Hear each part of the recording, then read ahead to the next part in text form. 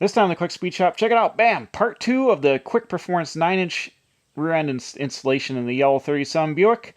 It's going in this time. We're going to finish it, set the car down, and hopefully try it out. So let's start working part 2. Get this rear end Kirk into that car. Alright, so last time we did all the, if you haven't seen part 1, we pulled a 10-bolt posi out of here. I've got a Quick Performance 9-inch. It's set up for a 68 to 74 Nova because that's what the rear end that was in the car is, but we had to weld on the spring pads and set the pinion angle and all that. It's a 3.0 True Track limited slip differential. It is 11-inch Ford brakes, 5 and 4 3/4 Chevy bolt pattern, 1/2-inch wheel studs, Quick Performance 31-inch 31 spline axles, I should say. Brand new housing, brand new 9-inch carrier. I did have to get the drive shaft remade. It's at the shop. I had to lengthen it 1.5 inches, so that's there. Now this time we're going to finish putting it in here, and I'm working on spring hangers. These are the original, I guess, Nova spring hangers my dad had, or spring plates, and he had them upside down, mounted with some rubber. You'll see that in the first video.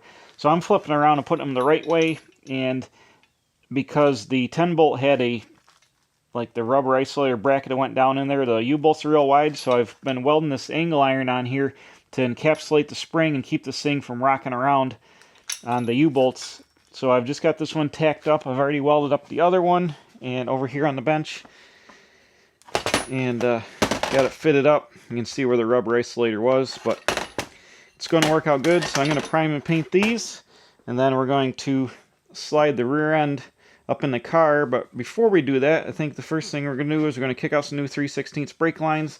I bought a new brake hose. This is for a 68 to 74 Nova, just because I think that's what was on the rear end that was in the car. So it comes out with 3/16 brake lines both ways, and we'll just make those out of copper nickel alloy brake line. And I also ordered some emergency brake cables that are about the same length as the ones that were on there. These are for a 1980, I think, Ford Granada, and they'll fit the Ford brakes, and hopefully they'll hook into the mount that's under the car. But I got all this stuff on Rock Auto. So 1980 Ford Granada emergency brake and 68 to 74 Nova brake hose. We should be back in business. Like I said, the drive shaft is at the shop, getting it remade. I had to lengthen it 1.5 inches, and we switched the rear yoke to a 1330X joint. So I have 1330 joint on the back. It's got 1310 on the front for the Turbo 350. Check this out. I just ripped out some brake line real fast, and I've got some hose clamps and rubber hose to hold it to the rear end so it doesn't vibrate around. I just kind of bent it around. It's somewhat symmetrical-ish, and you know, you can't see it. The rear end is hidden so far under the car, you can't even see the brake lines when it's under there. But got nickel copper alloy. Actually, I had some stainless steel flare nuts, so I put stainless steel nuts on there, a little bit of anti-seize in the threads, so they always come out later. But I think we're ready to wheel this guy under here. I put a little bit of this 10 or 130 AA grease, like lithium type grease, on the top of the spring where the rear end's going to sit, and we're going to grease everything and put it together. I love having grease on suspension. It works great. Get under there. Oops. Let's steer this way just a little bit. Boom, right about there now. Fortunately, the jack seems to be the problem here. Oh, you know what? I'm going to have to lift the leaf springs up to the axle. Put these guys on here. Alright, hold on a second. How can I do that? Oh, I can use a jack stand. Yes. Mercy sakes. This has been a fun job. Alright, there's one. Coming over to you guys. Go ahead a little bit. Cannot see anything. Where's the bolt? We'll just, nope, we're not on it yet. This is, if it was off the jack, that would be, get off. How about you get off the jack now, huh? Because you're on the spring on that side. How about we just, there we go, bro. Can I? Oh boy, no. Okay, oh, give me the jack stand.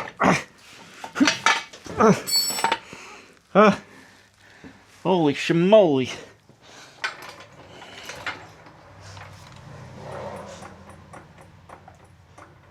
Okay.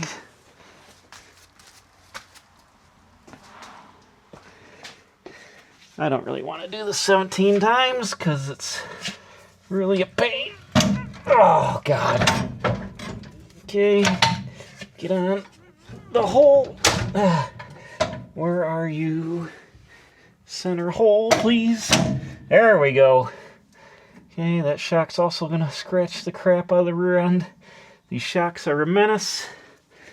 Great. Alright, bam, I got the spring plates bolted up. They're just kind of snug, but they're on there. And you can see how they clamp around the... Oops, if the shadow wasn't there. See how they clamp around the leaf springs? These are 2 1/4 inch leaf springs. I don't know what they're out of. This was originally a leaf spring car. In 37, 38 they went to coil springs, but it had a torque tube and dual shackles. My dad put these springs in out of something. I assume they're some kind of GM something or another. But anyways, it's clamped down. So now we're going to jack the rear end up under the jack position point, jack pad of the rear end. Get it up here, hang the shackles back up where they go so we can figure out what's up. And then go from there. Oh yeah, son. We'll jack her up.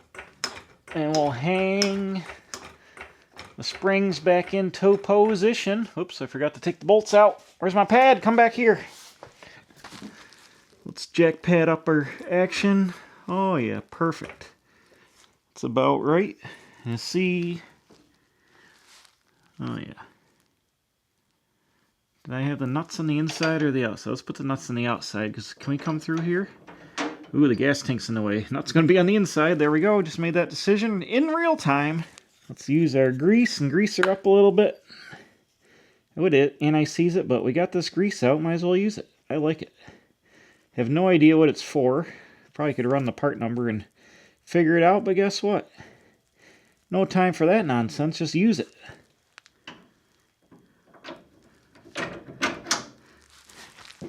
I love it. Boom. Done. Here's our hole. And it goes that way. This is some kind of fine thread bolt that my dad used. I wish we had something with a nylock, but it is what it is. A castle nut would be easier to line up.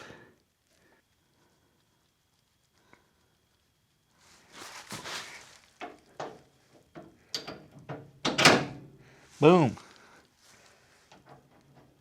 Alright, skipped ahead a little bit. I've got the spring plates bolted on. I got the shocks bolted on. I'm having an interference issue with the rear end and the shocks. I might ditch the air shocks altogether, and I'll show you why in a minute. But here I was fighting with that rear bolt. I ended up re-drilling the bolt and using actual castle nuts. I gotta trim that cotter key, but you know how hard it is to try to get a cotter key through a tiny little drilled hole that somebody drilled once wherever the bolt was and try to line it up again? Impossible. So I drilled the end of the bolt and now I got a castle nuts on them. But the rear end's looking good. I haven't put oil in it yet. I'm going to let it back down. I've got all the weight on pretty much on the rear end now, so it's at like ride height. So I've got these snubbers, and they're like Ford truck snubbers or something. And instead of having the air shocks, which leak down over time, and then it bangs the rear end on the frame, or it bang the rear end on the frame, I'm thinking about adding these bumpers here, drilling them right up into the frame, and you see the gap to the axle? It actually would be up here a little bit more. It would have, I don't know, 1.5 inches or so of up travel, which is not much more than we got to the center crossmember cutout. Then I would hit these overload snubbers, kind of like timbering style action, but it would keep the rear end from bottoming out steel on steel. And if you loaded the car up with a bunch of people or luggage or whatever, it could come down and almost ride on these. They're pretty stiff. I think they're kind of like a Timbren idea where they're going to give a little bit, but maybe it would kind of bang into them harsh. But the air shocks are hitting the rear end, and the way the upper mount is, I could move the lower mounts ahead, but then the angle will be off, so I'd have to kind of fix the upper mounts or extend them or something, and I'm not sure. I might have room to do that, get the air shocks away, but like I said, they leak down all the time. They're gotta be. They're not the original ones. The original ones in the car were painted gunmetal gray. When I know that I remember when my dad first built it. So he changed these at some point because the other ones must have leaked down. But I could put regular shocks on it and then have these to balance the load, and I could even trim them a little bit if I wanted them to be have a little bit more room. But I think, it's got a hole there. I think the frame. Where's that? Oh shoot, where's that Crossmember? Is it right in the way? I wonder if we go up like this and mount them to this Crossmember, the shop Crossmember. Obviously drill them in here, but they would be like that high, and that would clear. I also thought about just mounting one up in the center of the diff, but the diff's almost there. I gotta keep the diff from crashing into this cutout. The way this stupid Crossmember is, he butchered that in there, and it was hitting the older rear end. It's going to hit the new rear end too if it goes down. So I need some way to limit the suspension travel, and these guys would be perfect for that. All right, guys, I don't believe it. It's been almost 2.5 weeks since the last clip that you just saw, because I've been working 13 hours a day at work and weekends, and I haven't had time to get in the garage. So the Buick is still in the air. But guess what? The Driveshaft is back. Bam! Check it out. My guys hooked me up there at the place. It actually took them almost 2 weeks to do this, which was another reason I haven't worked on the car, but it kind of worked out good. So we got a new tube. We're 1.5 inches longer. We got the 1330 U-joint on the back with a brand new Spicer 1330 U-joint there. The original front yoke and front slip, or front 1310 yoke on there. But we got a brand new tube, so I'm going to paint this up. And they balanced it here and everything else, so not cheap. Let's throw another $350 at the rear end installation. Great, so now we're officially over budget. But I forget what I was doing. I had to knock out a video on my gas station just for fast content that I could just talk about. Because like I said, I haven't had time to get under this, but we're going to finish it up now. I think what I was doing was, trying to figure out if we need bump stops. I think we're going to get rid of the air shocks and hog the Crossmember out somehow and get some more room. So, are the leaf springs connected? I don't even remember where we're at. Oh, they are. Aha. Oh, and the shocks are bolted up. Well, son of a bee sting. So, let me climb back under here. I think I want to try to cut that Crossmember back. I really don't want to make sparks under the car because the fuel tank is right here. I had the vent plugged, but I'd really not like to burn the car down as we're almost done putting it back together. Oh, we still got to hook the brakes up too. We got no brakes. Oh man, this is a disaster.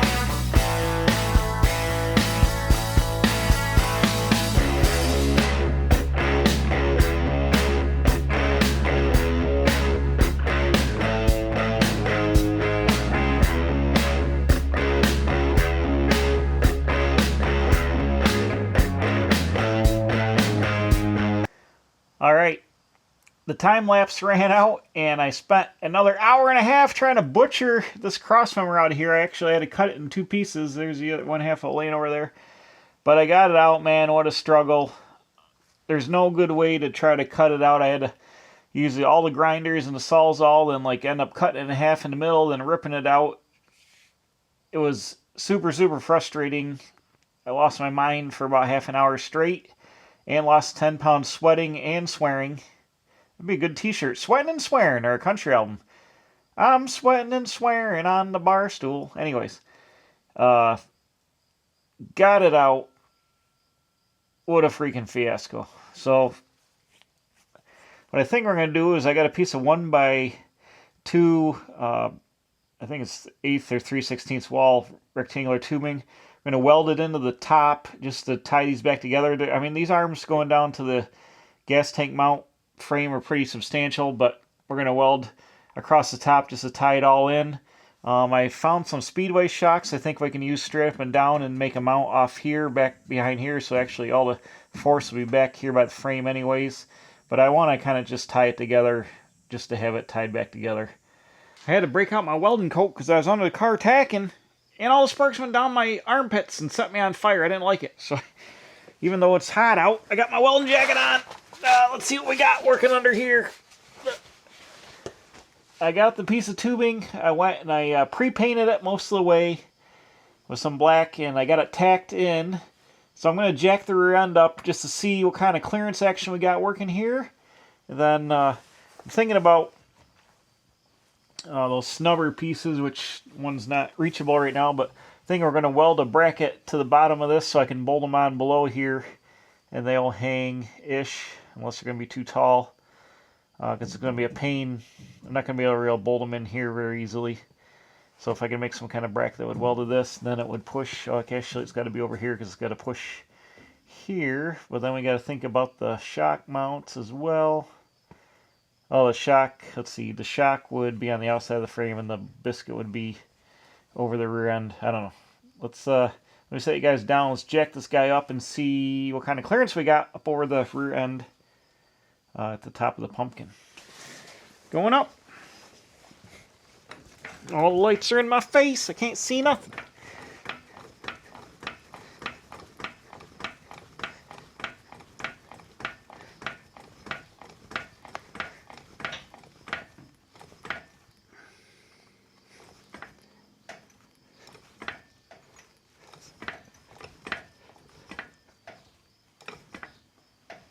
Okay, that's got to be quite a bit loaded. Let me come back under there. Oh, I found one of the snubbers. There we go. Boom. What we got? Oh yeah, we got all kinds of clearance now. We got clearance. Can you see up here? Yeah. Oh, we got all kinds of clearance now. Clearance. I'm probably not fully loaded right now in the rear end, but we're mostly loaded. So if we mounted these guys, could I mount them here? Oh, they should be at an angle if that's the case, because they're going to want to. Can't put it over the top. Too bad I didn't have, like, cut these off at a 45, but I had such a hard time cutting this, I don't want to cut it anymore. But if you mounted these guys in here like at a 45, that'd be kind of handy. It would bounce to there, but we're just going to go the easy way. Let's see, there's a vent there, so if we put them out here, I would think that would be good. It's like 3 inches of up travel. I'm going to have to drill a hole in the bottom of here to clear the bolt. So we can mount it almost flush. Maybe we'll bolt it. I kind of want to be able to get the nut off. So maybe the height of this nut here, make a plate that's the height of the nut, which would be about here. Or I could put these out here on the side. Let me kind of get where you guys are at. Can I see what Madame Ruby sees? Can you see? Oh, yeah. You know what? Maybe if I put them a little off-center and just bolted them right through the frame here. Let's see, would it hit? You know what? I kind of like that. get some more out of the way. If I drill it, oh, this frame is double stacked. Shoot. It's kind of a pain to get to where that's got to be at.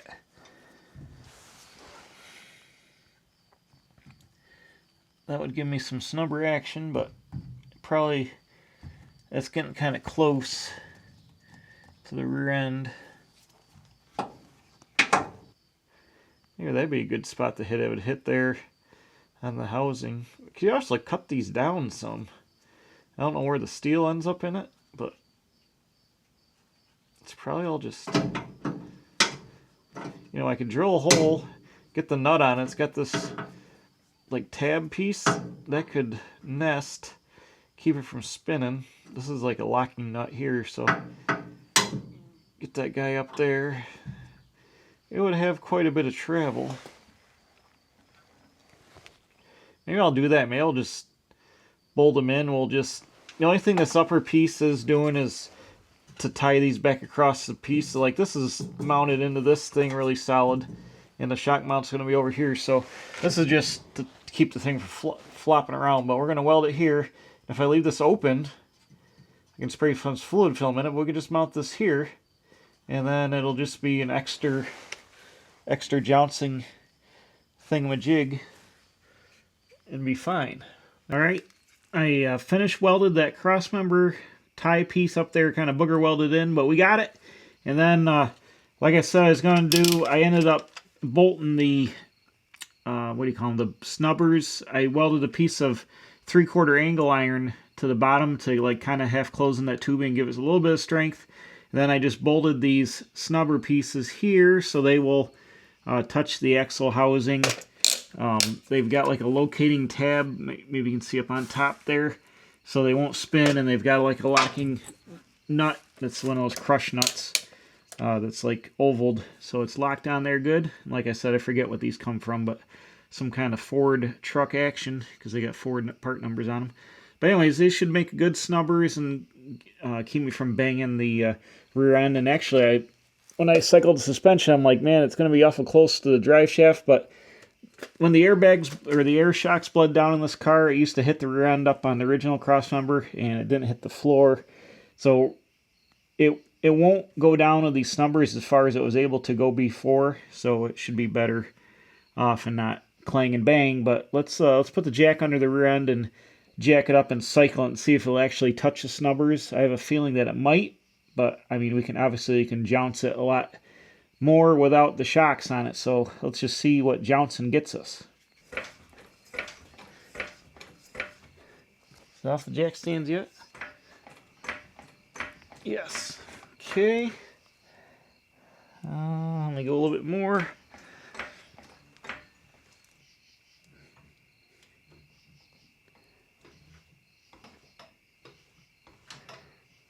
Don't wheel away on me now. Why are you trying to wheel away? Can you guys see? I don't know what you're looking at. Maybe I'll get you in here somehow. Ooh. Okay, you see the snubbers there.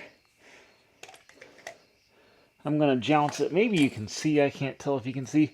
The one on the driver's side is closer because of the way that it is. Let me jounce her. See if we can bottom it out.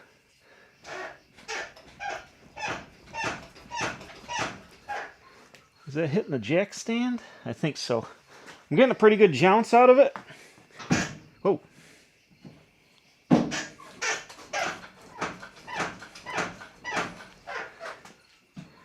I'll have to review the footage because I can't see.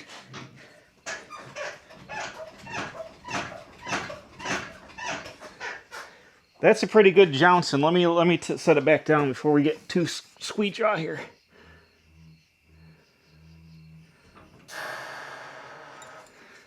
All right, that was a good jouncing. And can I tell by the way that it is if it touched the frame? I don't see it. Actually I don't think it touched it, but I'll have to review the footage. All right, we gotta wrap this up. This is getting out of hand. It's the next night. I had to get some gear oil. This thing takes 80-90. I've already put in some limited slip additive, and I'm using the big fill port that I ordered special on here. And we're gonna let it drain out the front of the pumpkin here when it gets full. I got the actual fill port on the third member open, so when we see gear oil start to pour down, we know we're good.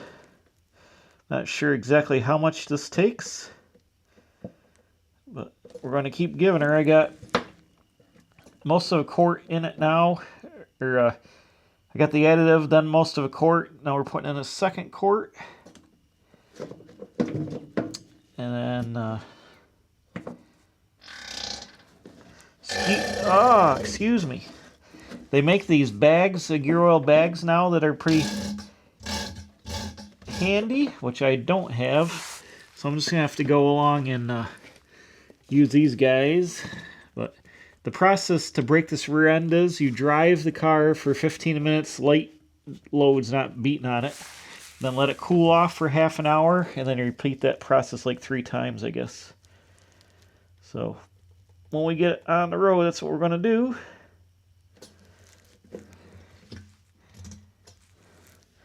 And right after this, we'll be able to jack the rear end back up and figure out the shock mounts. Yeah, this thing is thirsty. She's starting to drip. We got enough in there. It took 3.5 quarts or so. Or, well, I can't really tell because each jug didn't get empty all the way. But we got her. And there's a fill port that you guys can't see because you're over there, but trust me, it's the normal spot on the side of the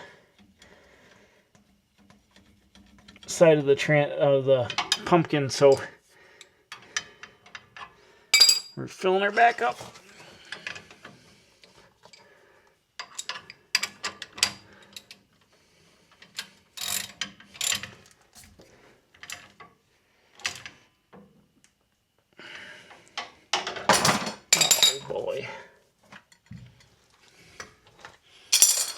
Here's the factory plug over here, which I had out, and you can see the oil streaming down off there. So I'll wipe up the spillage, but we're good to go there. Now we can jack this guy back up into place, and we'll figure out our shock mounts, like I said. All right, it's a weekend again. Another week gone by with this thing not done, but let's finish it up now, hopefully. I've made some upper shock mounts that are going to weld to that crossmember that we just modified, and they're a piece of, it was a piece of plate that was a square. I cut it in half, so that's why it's a triangle. But I had these shock mounts that came with some kind of shocks, and I've just welded them right to this plate. And this plate is going to weld to the crossmember under the car. I'll show you here in a second. And it's just going to hold it on. They're like a 5/8 diameter. And I can't remember if I showed you the shocks we're going to use, but I just happen to have these in stock. They're from Speedway Motors. There's the part number, 910-46221. They're like a street rod shock of some sort, and they've got a 5-inch travel right here. And I've already gone under the car and set up what I want to do. I want like 2.5 to the center, and I marked it, and I set these up. So I've already done some work off camera, but I'll show you what I'm talking about. Every side is ready to weld in here. So originally I was going to use like a 5/8 bolt and just weld the bolt to the bottom of this tubing. But then the shock would sit halfway in the threads for when I had the 5/8 grade 8 bolt, and it could wear the bushing. So then I found I had these guys. So we've made this plate. The plate is just going to weld down the sides of this, and I'm actually, since I've already welded the shock stud to the plate, I'm going to weld the studs, the threads of the stud to the crossmember here, so that way it can't push up and down because the plate is welding here and this touches here, but it could twist it and bend it here with the side load way out here. So if we attach the threads back here or to the side with weld, then it's going to be welded all the way around and it's not ever going to move again. So weld that on. The shock here comes here to here, ready to weld in. And I got to clean the paint off the frame on the other side, and we'll weld that in as well, but this is going to be good for shock placement, and they're angled just a little bit, so it'll help a little bit of side-to-side action, but I needed, because the shock travels only 5 inches, I wanted a maximum travel, so I leaned them in just a hair, but we'll get maximum, almost maximum stroke on the shock by having them straight up and down instead of like at a 45 or whatever. And they're kind of out of the way of everything, and this is the last piece of the puzzle. Then we just got to put the emergency brake cables on and bleed the brakes, and and put the drive shaft in, and then we'll be done. This mother dove has made 4 sets of babies. They watch me all day.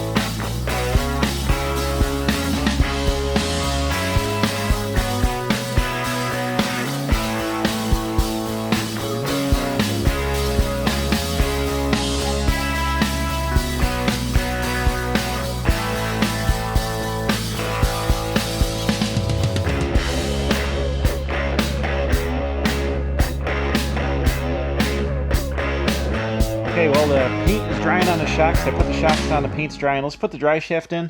I changed the output shaft seal of the transmission real fast, which was just popping it out and popping it back in.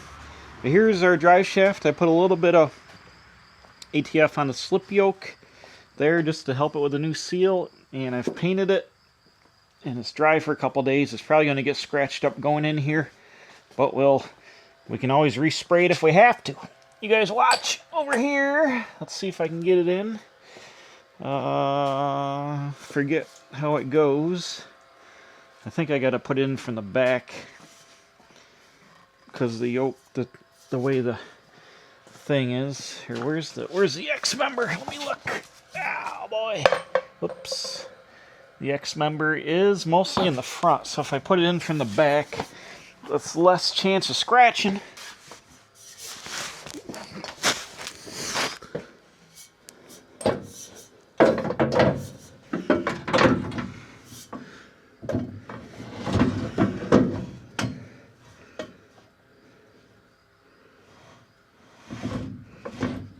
That sounds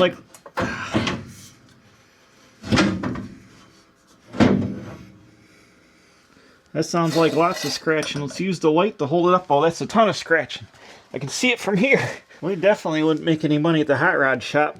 Customers would not pay for this debauchery, but luckily I'm not as why won't this go? I'm not as critical because I don't care. Now why is this go in there? Bro, why are you fighting me? Am I pushing? There we go. Just pushing at a weird angle. Now we're going to insert that most of the way. How's the scratching? Well, it's not too... Oh, all the scratching is up here in the X member where you can't even see it. That's perfect. Alright, now let's turn around. How hard is it going to be to land this? Oh, not hard at all. Oh, shoot. The transmission's in park. Let me get that there. We got some packing tape holding our U-joints caps from falling out. So let's get that off there so I don't lose a U-joint cap. Perfect. Alright, that is landed. Boom. Oh yeah, we got... Oh, where you guys are at. Stupid light.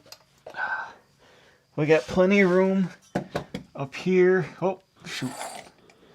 Sorry, my head must have been in the way the whole time for that. But we got plenty of room to the drive shaft up here. Now we got these new yoke straps that came with the rear end. Or U-bolts, I guess I'd call them. And they go in here. Ooh, I gotta back this guy out just a little bit. Give it back. Give it back. There we go. Okay. That's just because that guy was, because the drive shaft is angled. The way the yoke was angled. The one up top should go right in because the pinion yoke is up a little bit. Shouldn't be any issue. Boom. And like I said earlier, when I had the drive shaft fixed, this is a 1330 U-joint. The GM 10 bolt was a 1310. And aside from the drive shaft being oh shoot, I'm looking at something that I don't like. I'm going to have to check it in a second. I can't see, it's in the shadows in my vision. All of a sudden I got old and I got to wear reading glasses and I can't see anything, especially in the dark. With my contacts, it makes it really hard to see, and I'm looking into the dark trying to see. Looks like the drive shaft's all off center because of this pumpkin, but the 10 bolt was also off center, so I thought I looked and it wasn't. I think it's okay, I just can't see. The shadow is horrendous.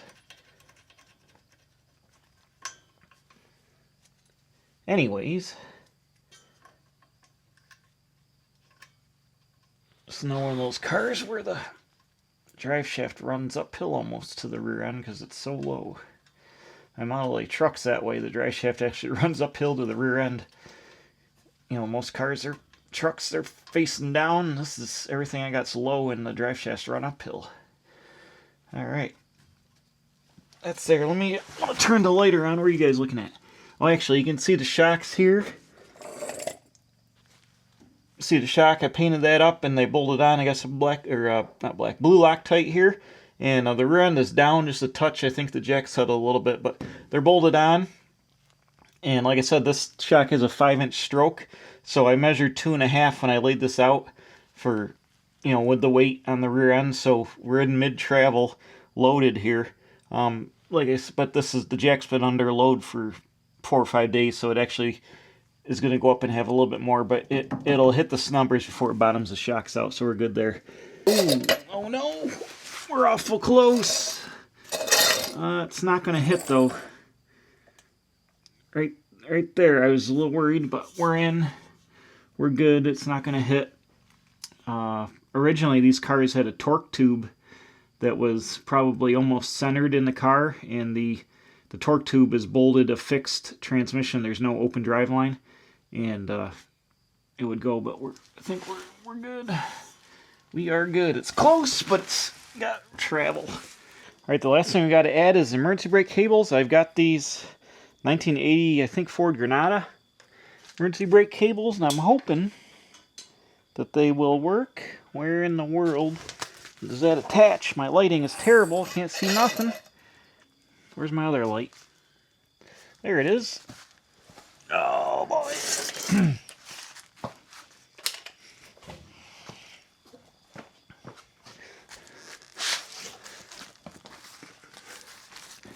Where does it attach?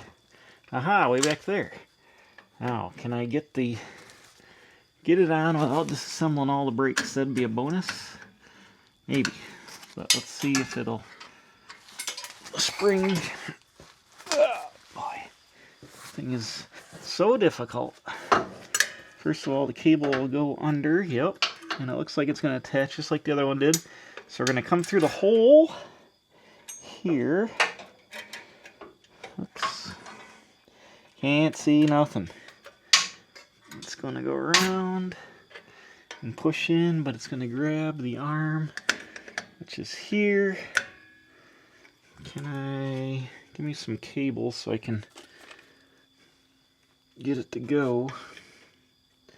Get in there. I wish I knew where my magnetic light was. I stuck it to something and lost it. It might be stuck to a car, underneath the car somewhere, but it would be a lot easier. So I would be able to hang it on there now. I think I can do this. Oh yes, it'll go, I think. Up, maybe. You want to get, yes, landed it. Perfect. All right, now this has got to push into here. gonna lock in. Boom. It's almost gonna lock in. I gotta get under here.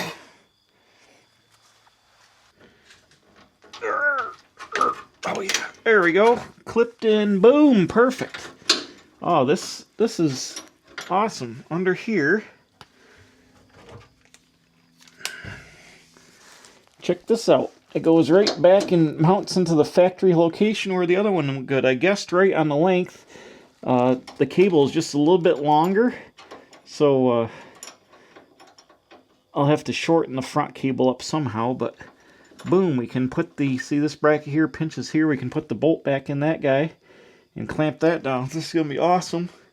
And then all I got to do is try to bleed the brakes and we'll be able to set this guy down. Okay, I was able to get the emergency brake adjusted, and I'll show you there the piece was up by the drive shaft. I had little set screws. I was able to pull the cables through a little bit and put some tension on it. So the emergency brake cables are adjusted, and we go back under there, you'll see that. We got the drums on. I think we're in the final step. But I hate to do this to you guys, but I do. This is the end of this part. All of the mechanical parts are done. The only thing I got to do is bleed the brakes. So the next video, which I'm going to start tomorrow, because I need to finish this video to come out tomorrow. So the part 3 will come out probably a week later. Anyways, all I need to do is bleed the brakes, set the car down, and we can drive it. And there's a break-in process with the rear end, so I think we'll do the third video. I'll bleed the brakes real fast. Hopefully they work good. And then we'll take the car out and we'll drive it. We'll do in the break-in process. If I wait to try to do it all in this video, it's going to set me behind schedule-wise. I've been trying to get this done.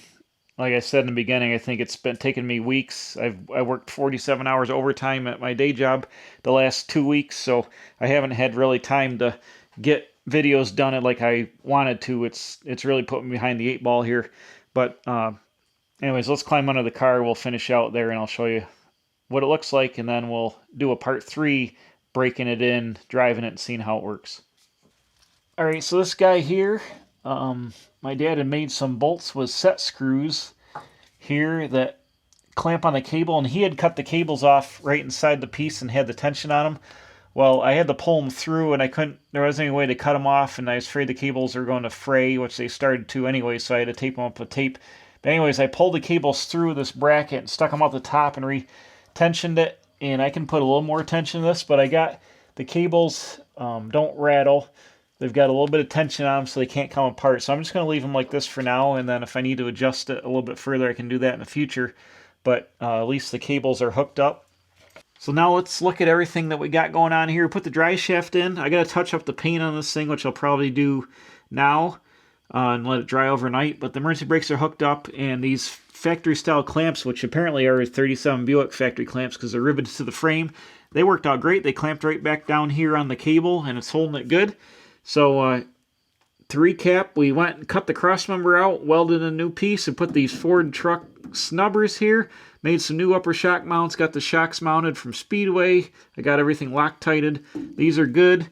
The rear end's at ride height now, so it'll have a couple inches of suspension travel before it hits the snubbers, but we won't bottom out the shocks. We'll hit the snubbers before the shocks bottom out, and then we still got 5 inches of overall travel on the shocks. Got the drive shaft put in, no problem, bolted right in. It's the right length.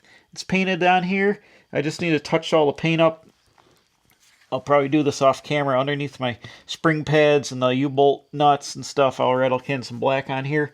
But it looks good, and I'm really excited to see how this thing drives. I put the oil in it as well. It's got some friction modifier in it for the limited slip, and then it's got brand new 80/90 gear oil in the pumpkin. We filled it with the fill port that I had added here to the top, and then I filled it and had it come out the hole here, so that's all good. The emergency brakes are hooked up. The brake line is hooked up. I just need to bleed the brakes, like I said in the next video. Shot through here from the back, you can see just how much room there is for the snubbers and where the shocks are, but it looks great. There's plenty of room to everything now, and it's not going to bottom out the rear end into the frame like it was before when my dad had the 10 bolt in here. And I might want to get some black undercoating and undercoat the inside of these fenders so they got a little bit of protection for stone chips, and just to clean it up a little bit, spray some rubberized undercoating in it. I also want to fluid film the bottom of the car.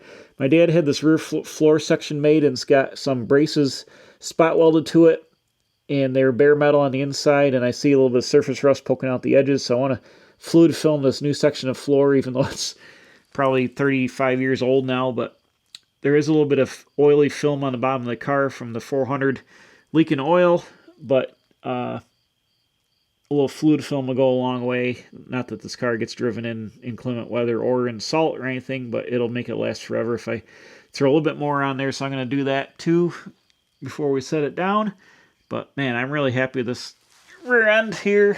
It was a little more expensive than I thought by the time we did this. If you go back, this has been, I don't know, 8-month journey, because I bought the rear end before I hit my neck actually on this car, and had the mini stroke and all that stuff from the tearing the artery in my neck. Was putting the engine in it, so I had bought the Quick Performance 9-inch in the time, when I got hurt. It showed up in the mail, and then I couldn't put it together for months because I couldn't do the heavy lifting to put it together. So that's why we're like 8 months down the road putting the rear end in the car. But I just want to say the rear end was $2,200. Then I spent $350 getting the drive shaft lengthened. So we're at, 20 plus buying some other things, $2,600 to swap this rear end in this car. It's like, it ain't cheap, but it is a brand new housing, 31 spline axles, 11-inch drum brakes, with a 3.00 gear true track differential. It's going to be it'll be a super, super stout rear end. And go back to part 1, or I don't know when I explained it originally, but the 10-bolt was out of a Nova. It had a C-clip axle like all 10 bolts are, which I hate. And it had 373 gears, which screamed this thing on the highway. It had 9.5-inch brakes, which are small. So to me, this car is worth putting the money in. I've put the new Blueprint 350 in it, which cured all my drivability and overheating issues that the 400 had in here. I took this car, I've already put 500 miles on it. Actually, I need to change oil as well, get the braking oil out of it. But it doesn't have any overheating issues at all now with the new engine. The radiator is able to keep the Blueprint 350 cool with the aluminum heads and the lower compression ratio, even though it's got more power than the 400 that was in here has. The engine here now is 400 horse and 426 foot-pounds of torque. And that's a whole nother reason we swapped the rear end, because I was really nervous about breaking the 10-bolt. Not that this is a race car or I do burnouts with it on a regular basis, but that 10-bolt was, almost 50 years old, and who knows how it was beat on. And it got beat on a bunch with the 400 in here, and I just wanted something a little more substantial that wasn't going to break an axle and have the axle come out, because if it broke an axle, it would absolutely ruin these fenders. The tires would hit the fender and absolutely ruin the car. So I wanted to get rid of the 10-bolt for the C-clips. That's one of the reasons, but the gear ratio is the other big reason. So this is going to have highway gears in it. This car's got plenty of horsepower and torque. It's not going to care if it's got a 3.0 gear in it. It'll knock the RPMs way down on the highway. I'll be able to drive this thing anywhere I want, whenever I want, and hopefully pick up some gas mileage. It used to get 10 miles a gallon of the 400 and the 373s. I don't know what it is now, because I haven't really driven enough to, so we'll say it was 10 with the 400. I'm hoping that it picks up with the new engine and the highway gears, pick the efficiency up some. I'm hoping to get maybe 13, 14 miles a gallon, 15 maybe on the highway if we don't beat it to death. I mean, that'd be cool. I think 13, 14 would be happy medium. That would be a 25% increase in fuel economy almost. So that'd be pretty cool. Anyways, the overheating issue is the huge thing that I've driven this car more in the last 6 months than I have in the last almost 10 years that I had it. Well, not quite, but I've driven it more in the last, since I got the engine going, I've driven it more in the last 6 months than I had in the last freaking 3 years, let's put it that way. Anyways, we'll come back for part 3. I'll bleed the brakes. We'll take it for a rip. We got to do a break-in process of driving it for 15 minutes, letting it cool off for half an hour, then driving it for 15 minutes and cool off for half an hour. You do that a couple of times to break in the rear end. So we'll drive like 7 minutes away, then turn around and come back. They don't want you to beat on it. Like Roadkill and everything, and Motor Trend, every time they put a Quick Performance 9-inch and like a Blueprint motor in the cars, they're immediately on the wood with them when they did those shows. And you're not supposed to do that, but I've religiously followed the break-in schedule. The Blueprint motor's got 500 miles on it on the break-in oil, so that's broken right. We'll break in the rear end right. And the TKX 5-speed that I put in the C10 truck, which will be coming right back in the shop as soon as this goes out of here tomorrow, we'll break that TKX 5-speed in as well. But anyways, let me start a new video tomorrow, breaking this in, and we'll finish up the Quick Performance 9-inch install. Sorry it's taken so long. Like I said, I've been swamped at work, my day job, and I don't have the luxury of, being here all day, every day to make videos like all the full-time guys. It's like all I can do to get this content out, and two or three videos a week is a lot of commitment, and it's all I could do to get it going and get this done. So I'm looking forward to driving it and finishing up the C10. We're going to spray the cream paint on that next and get the doors on, and the fenders should be done at the body shop getting painted, and we'll be able to put the whole front of that truck together and get that going. And I'm looking forward to driving that truck too. So, thanks for watching part 2. Come back for part 3, finishing up the Quick Performance 9-inch install on the 37 Buick. And you'll see it next time at the Quick Speed Shop.